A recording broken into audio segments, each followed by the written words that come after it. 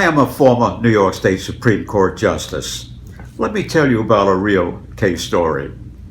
We'll call him Jimmy. Jimmy is a stagehand working for a large Broadway theater that's running a musical at night. And Jimmy is there as a stagehand to make repairs during the morning or during the afternoon, whenever those repairs are necessary. On that particular morning, his supervisor says, "Jimmy, there is a spotlight up on top of the ceiling that is out. Go and replace it." They furnish a chair for Jimmy. He sits in that chair. They take a cable and hook up a cable to that chair, run that cable to the ceiling, and there's a large hook in the ceiling, and that cable comes down. At the bottom, there are 3 co-workers pulling on that cable, pulling it up, as the chair and Jimmy are going up toward the ceiling. When Jimmy gets to the ceiling, he leans over to replace that spotlight.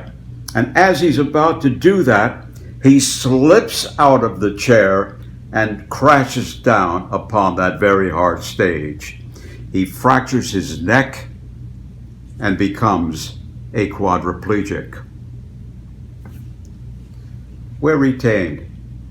As part of our process, we call upon one of the foremost model makers in the country to replicate and to duplicate in scale every aspect of that stage. All of the pulleys, all of the throws, all of the wires, all of the cables, all of the back stairs, all of the back entrances and exits. Everything is made to scale. A perfect model, a large model. We ultimately go to trial. The action is brought against the theater, saying that they did not provide a safe working place for their workers. Of course, they take the position that they owed no responsibility.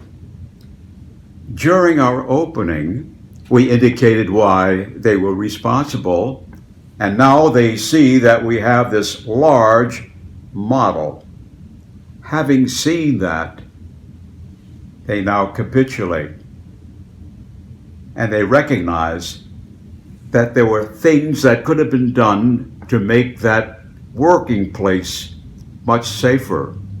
They could have had what is known as a hydraulic scissor lift. An hydraulic scissor lift can be moved around the stage, and there's a cage on top of it so that the worker can stand on it, and that the scissor can go up 35 or 40 feet or as high as you have to make it, and he'd be in perfect safety without falling out. And he could have done that with a scissor lift, and he could have replaced that bulb in total safety. That's all they had to do. But they didn't do that. And when they realized that they were in real difficulty and trouble in their case, the case was ultimately settled for a very substantial amount. Now, there's no amount of money that can ever replace the harm, the quadriplegia, being in a wheelchair, young man in his late 20s, being that way for the balance of his natural life.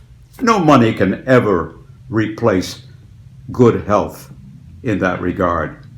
But at least the money that Jimmy did receive did give him a better quality of care, a better quality of life, and gave him a greater comfort in life that he deserved. Well, that's it. Until we meet again, this is the storyteller telling you, stay safe and keep out of danger.